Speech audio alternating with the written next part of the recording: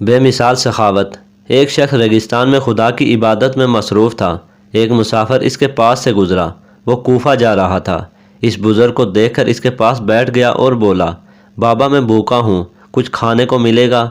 ہاں کیوں نہیں، یہ کہہ کر بزرگ نے اس کو سوکھے ٹکڑے کھانے کے لیے دیے۔ مسافر نے ان ٹکڑوں کو دیکھ کر کہا کہ یہ ٹکڑے تو مجھ سے نہیں کھائے جائیں گے۔ بزرگ نے کہا کہ پھر لنگر خانے کوفہ میں چلے جاؤ، وہاں تازہ لنگر ملتا ہے۔ وہ شخص کوفہ کے لنگر خانے گیا۔ اس نے دیکھا کہ لوگوں کے آگے رنگ رنگ کے کھانے پڑے ہیں اور دو خوبصورت لڑکے لوگوں کو کھانا کھلانے میں مصروف ہیں۔